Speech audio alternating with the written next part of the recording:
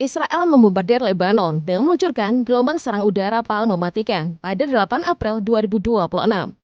100 serangan dilancarkan itu menewaskan 254 orang dan 1.165 korban luka-luka. Ironisnya, serangan tersebut hanya berselang beberapa jam setelah pengumuman rencana gencatan senjata antara Amerika Serikat dengan Iran. Padahal gencatan senjata ini dipandang sebagai mukjizat diplomatik yang mampu meredakan tensi panas di Selat Hormuz dan mengamankan pasokan energi global. Namun prospek kedamaian itu terancam menguap begitu saja. Serangan ke Lebanon itu dianggap sebagai sebuah sabotase geopolitik yang dirancang dengan sangat dingin dan licik. Benarkah rencana gencatan senjata itu membuat Israel senewan, marah, lalu membabi buta? Apakah Israel merasa ditinggal AS dan harus menanggung beban sendirian berperang dengan Iran? Di video ini kita akan kuak motif sebenarnya.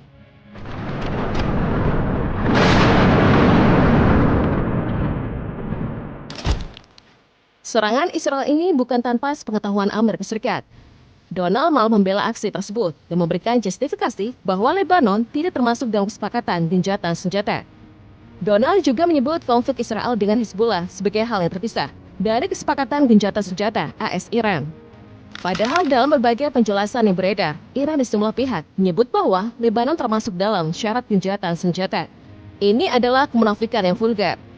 Sebelum pengumuman gencatan senjata diposting di media sosial oleh Perdana Menteri Pakistan, Shehbaz Sharif, pihak AS terlebih dahulu sudah meninjau dan menyetujui unggahan tersebut.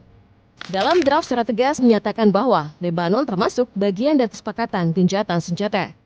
Namun setelah Israel membom Lebanon, pemerintahan Trump mundur, mengklaim bahwa Lebanon tidak termasuk dalam kesepakatan tersebut. Hal ini kemudian membuat situasi kembali memanas dan simpang siur.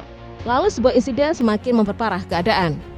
Uni Emirat Arab dilaporkan menyerang fasilitas petrokimia di Pulau Lavan, bagian dari Iran.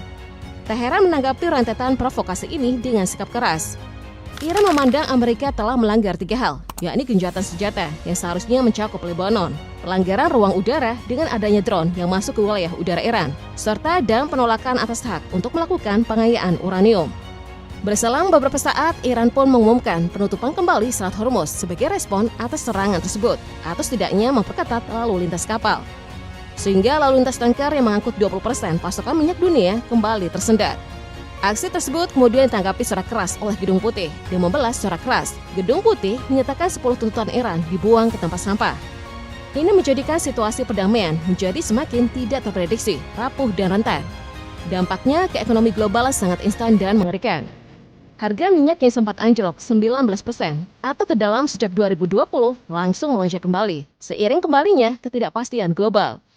Dan lebih dari 150 kapal terdampar dan volume lalu lintas yang anjlok drastis, negosiasi bilateral kini dianggap tidak masuk akal. Laporan media menyebutkan militer Iran telah mulai mengidentifikasi target di dalam Israel, menandakan bahwa kawasan kini tidak lagi menunggu perdamaian, melainkan mempersiapkan ledakan konflik yang jauh lebih besar. Namun bagaimana respon dunia terhadap serangan ini dan rentetan yang menyertainya?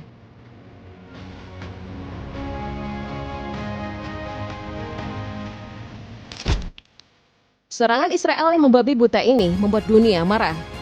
Presiden Prancis Emmanuel Macron mengutuk serangan tersebut dengan nada sekeras mungkin dan menyatakan bahwa aksi militer Israel merupakan ancaman langsung terhadap keberlangsungan gencatan senjata yang baru saja dicapai. Prancis mendesak agar Lebanon sepenuhnya dicakup dalam kesepakatan damai tersebut.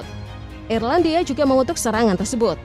Menteri Luar Negeri Helen McEntee mendesak gencatan senjata segera dan perlindungan bagi warga sipil, serta menegaskan dukungan Irlandia terhadap kedaulatan Lebanon di tengah eskalasi militer Israel.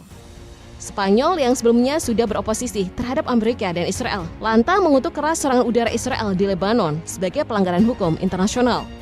Perdana Menteri Pedro Sanchez bahkan mendesak Uni Eropa untuk menangguhkan perjanjian asosiasi dengan Israel guna mengakhiri impunitas atas tindakan kriminal tersebut. Pakistan, pihak yang sedang memfasilitasi pembicaraan gencatan senjata AS-Iran, turut mengecam keras pelanggaran gencatan senjata di Lebanon oleh Israel karena dianggap merusak atmosfer damai dan mendesak semua pihak untuk mematuhi kesepakatan yang telah dimediasi oleh Perdana Menteri Shehbaz Sharif. Iran malah mengancam akan meninggalkan pembicaraan damai dan melakukan pembalasan militer jika agresi Israel di Lebanon tidak segera dihentikan. Sembari menegaskan bahwa Amerika Serikat harus memilih antara menegakkan komitmen gencatan senjata atau membiarkan perang berlanjut. Meskipun dikepung oleh reaksi negatif dan keras, faktanya Israel tetap bergeming. Malahan Perdana Menteri Benjamin Netanyahu terus-menerus memprovokasi bahwa mereka siap melanjutkan pertempuran kapan saja dan yakin bisa mencapai tujuan melalui aksi militer di bawah komandonya. Apa sebenarnya yang membuat Netanyahu begitu percaya diri melakukan itu semua?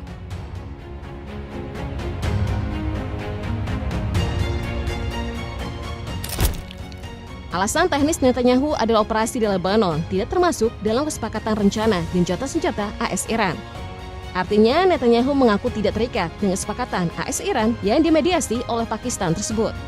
Meski sebelumnya diumumkan bahwa Israel mendukung gencatan senjata yang diperakasai Pakistan, namun sikap Israel berbalik drastis.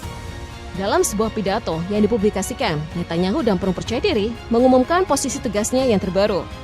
Israel menolak rencana gencatan senjata dan menegaskan bahwa operasi militer terhadap Iran ataupun Lebanon akan terus berlanjut.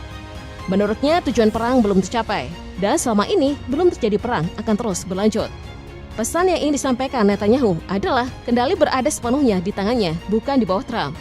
Ini menjelaskan bahwa Israel kini terang-terangan menunjukkan pembangkangan strategis terhadap mitra utamanya.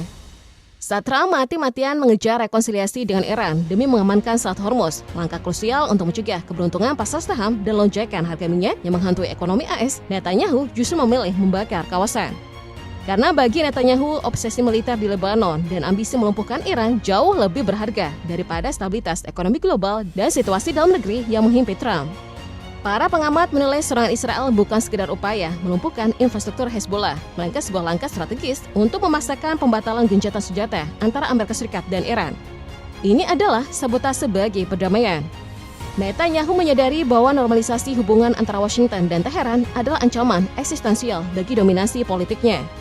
Dengan membombardir Lebanon, Israel memaksa Iran untuk memilih posisi yang mustahil, tetap diam dan kehilangan kredibilitas di mata poros perlawanan atau membalas dan secara otomatis membatalkan kesepakatan damai dengan Amerika Serikat. Bola panas berada di tangan Iran. Jika Iran membalas demi membela proksinya, kesepakatan dengan AS yang baru akan dirundingkan dipastikan berantakan. Namun jika mereka diam, Israel mungkin baru saja memulai babak baru desain ulang peta Timur Tengah yang tidak menyisakan ruang bagi kedaulatan Lebanon. Apakah ini ada kaitannya dengan visi Israel Raya yang juga menargetkan Lebanon, Syria, dan Gaza sebagai bagian dari masa depan Israel? Benarkah serangan ini adalah misi tersendiri dari Israel, lepas dari misi bersama dengan Amerika Serikat?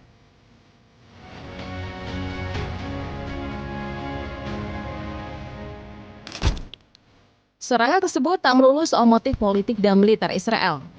Pengamat menilai bahwa motif dibalik serangan brutal Israel bukan lagi operasi militer teknis, melainkan teater kekerasan yang dipentaskan demi kelangsungan politik Benjamin Netanyahu. Klaim Israel mengenai akurasi serangan terhadap Hezbollah hanyalah kedok. Realitasnya, bombardir masif ini lebih berfungsi sebagai konsumsi politik domestik Netanyahu daripada kebutuhan strategis di medan perang. Strategi agresif Netanyahu ini bukannya tanpa risiko, tapi mengapa terus-menerus dilakukan? Analisis menunjukkan bahwa Israel sebenarnya sedang menghadapi realitas pahit di lapangan. Serangan ke Lebanon memang memberikan kerusakan fisik pada musuh, namun secara politik, Israel semakin terisolasi. Dunia internasional mulai melihat bahwa setiap kali ada peluang perdamaian di Timur Tengah, selalu ada langkah provokatif yang muncul dari Israel untuk membatalkannya. Netanyahu seolah sedang bermain judi dengan nasib negaranya sendiri. Jika Iran benar-benar melaksanakan ancamannya untuk membatalkan gencatan senjata dan meluncurkan serangan balasan, Israel akan menghadapi perang multifront yang akan menguras seluruh energi nasionalnya. Tapi kejutannya belum berhenti di sini. Faktanya Netanyahu sedang menghadapi ancaman berupa pemenjaraan atas kasus korupsi dan kejahatan lainnya. Eskalasi militer yang dilakukan Netanyahu bukanlah bentuk kekuatan, melainkan manuver keputusasaan seorang pemimpin yang terkepung oleh berbagai skandal hukum dan korupsi di dalam negeri. Bagi Iran, strategi perang tanpa akhir yang dikobarkan Israel di Lebanon dan Gaza hanyalah upaya licik Netanyahu untuk menunda proses peradilan dan menghindari kejatuhan politik yang tak terelakkan. Dengan tekanan internasional yang menguat dan tuntutan hukum yang kian mencekik, Iran menilai masa jabatan Netanyahu kini sedang menghitung mundur menuju jeruji besi.